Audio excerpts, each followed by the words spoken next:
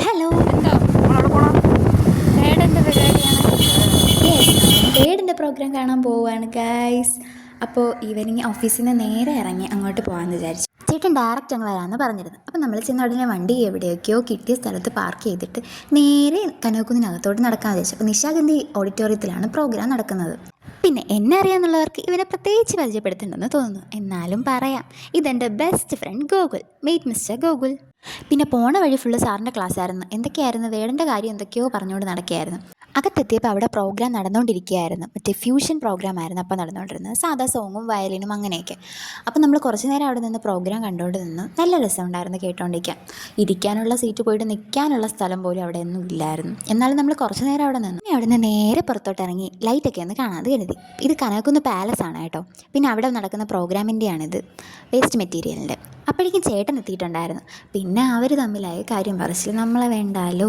ഞാനൊരു സൈഡിൽ ഇരുന്ന് ഫോട്ടോയും വീഡിയോ ഒക്കെ നിരത്തി എന്നിട്ട് താഴോട്ടുള്ള ആ വഴിയിലോട്ട് നോക്കിയപ്പോൾ കണ്ട കാഴ്ചയാണ് എൻ്റെ പൊന്നോ, ഒരു ലോഡ് ആൾക്കാർ കയറി പൊയ്ക്കൊണ്ടേയിരിക്കുന്നു.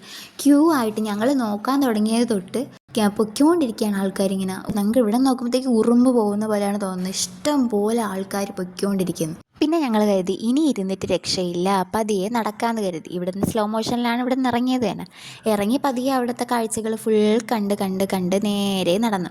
കാര്യം പറച്ചിലിൻ്റെ ഒരു കുറവും ഇല്ലാത്തതുകൊണ്ട് കുഴപ്പമില്ല. പോണ വഴി ഫുള്ളും നിന്നും നടന്നും ഇരുന്നും ഒക്കെ ഫോട്ടോ എടുത്തു. ഒരുപാട് ഫോട്ടോസ് വീഡിയോസൊക്കെ എടുത്തതിന് ശേഷം നേരെ നടന്ന് ചെന്നപ്പോൾ കണ്ട കാഴ്ചയാണ്. ചേട്ടൻ ഞെട്ടി ഞങ്ങളെ കാണിച്ചു തരാണ്. കണ്ടോ കുട്ടികളെ അവിടെ?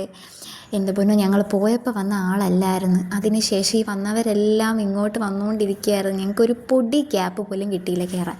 ഒരുപാട് നേരം നിന്ന് ഞങ്ങൾ. പിന്നെ അതിനുശേഷമുള്ള വീഡിയോസൊന്നും കാണാൻ പറ്റില്ല. എന്നുവെച്ചാൽ ഞങ്ങൾ അതിൻ്റെ ഇടയ്ക്ക് പെട്ടുപോയി. ഒരുപാട് അതിനിടയ്ക്ക് എങ്ങനെയൊക്കെയോ ചെന്ന് കയറി. കുറച്ച് ഇടി കൊണ്ടെങ്കിൽ എന്താ മക്കളെ, കണ്ടില്ലേ?